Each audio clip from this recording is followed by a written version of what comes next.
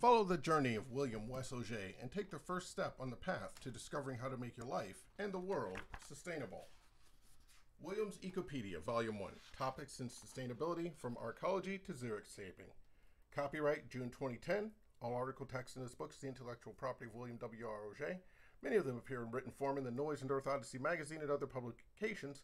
See the respective websites for the article archives. Published works of the intellectual property rights of the respective publishers and cannot be reprinted without their permission. Table of Contents, Biosphere 2, page 22. Author's note. This article was written roughly around 2010 and so is currently about 10 years out of date. I'm reading this for archival purposes. Biosphere 2. The Biosphere 2 project was a highly ambitious project to recreate the ecology of the planet Earth within a completely enclosed building, mainly to collect data for future space missions. Theoretically, with enclosed ecological systems, we could create ships capable of supporting crews for decades and colonize other planets by building biospheres on their alien surfaces. In a worst-case scenario, if the ecology of our planet collapsed, perhaps we could continue on, living within constructed biospheres. Biosphere 2 was built in Oracle, Arizona, just north of Tucson. Oracle was chosen as the site for the Biosphere 2 project due to its remote location and availability of affordable land. Like much of Arizona, that area is now growing. There were nearly 19,000 building permits issued for new houses in the county this year, triple the number in 2003, and the population will probably reach 1 million by about 2020. Whereas Biosphere 2 originally sat alone in the middle of the desert, there are now subdivisions and traffic jams surrounding the edifice. Soon, the Biosphere 2 itself may succumb to the pressures of urban sprawl and grow a new subdivision called the Biosphere Estates. I'm not kidding. The Biosphere 2 structure is still considered by many to be one of the most complex technological systems ever built by mankind, and it looks like something right out of the imagination of Buckminster Fuller. The structure itself is 7,200,000 cubic feet of sealed glass and space frame structure and covers 3.15 acres, roughly the size of a completely enclosed, domed-over city block. It contains 5 regions, simulating the major environments of the Earth: a rainforest, a desert, a savanna, a human habitat, and a 900,000-gallon saltwater ocean. Seeded with over 4,000 species of plant and animals, the goal was to develop an internal, self-sustaining environment that could house 8 people nigh indefinitely. The main structure is made of lightweight steel tubing and high-performance glass that is 30 times more airtight than the space shuttle. The machinery of the structure consumes over 3 megawatts of power to move massive amounts of air and water to simulate the atmospheric turbulence of the Earth, which drives the ecology.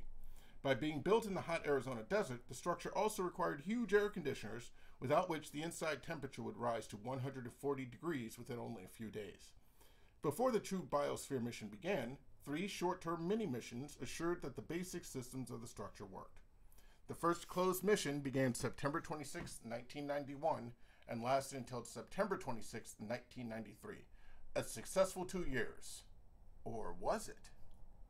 The inhabitants of Biosphere 2, referred to as the Bionauts, were to subsist only on the food, water, and air inside the enclosed environment. Bananas, sweet potatoes, and peanuts grew very well and became a food staple for the Bionauts. However, the other food supplies did not fare as well and were unable to provide a full diet for the 8 people. Hunger was constant, and they resorted to the controversial decision of eating emergency rations from the outside. One of the Bionauts, Jane Pointner, revealed this to the outside world and was fired from the project, but she didn't leave. Not only did they suffer from food shortages, there were ongoing problems with the atmospheric quality as well.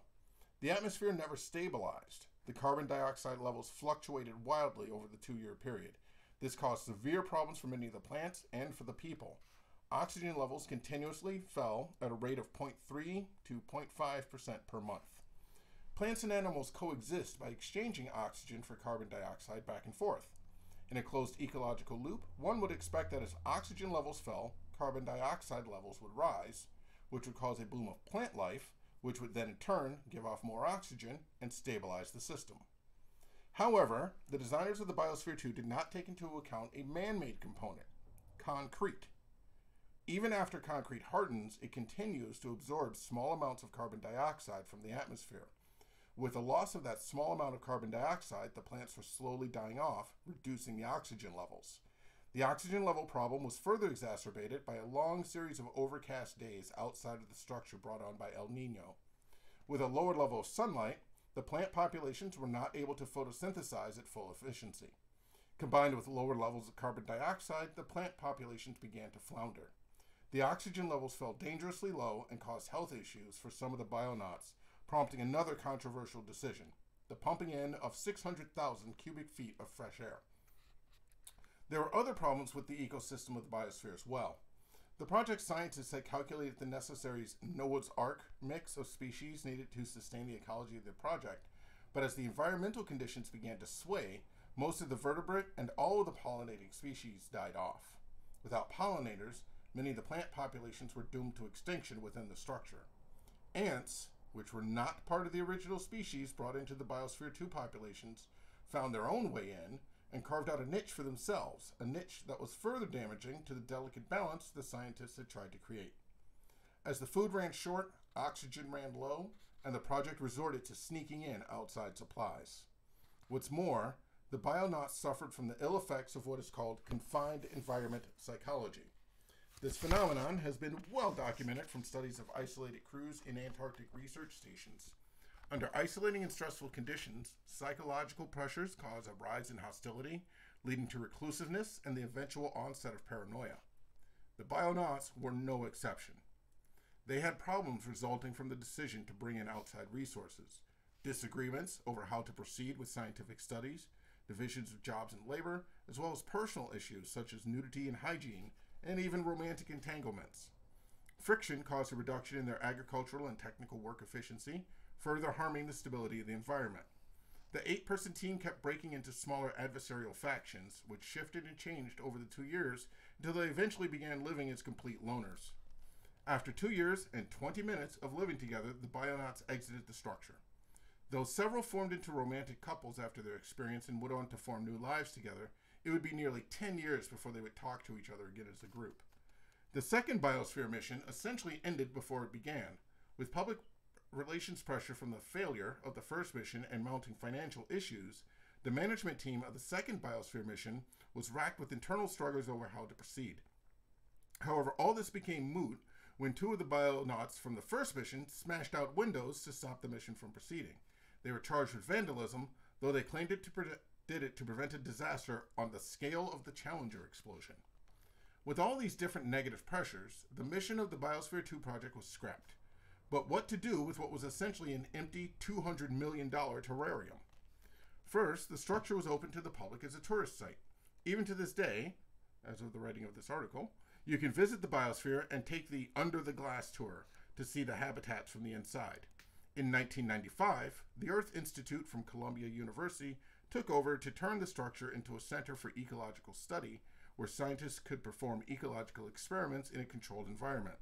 Unfortunately, the plan was unsuccessful. Running the structure has proven to be too expensive, and tourism has not brought in the dollars necessary to offset the costs of maintaining the structure. Ed Bass has sold the Biosphere 2.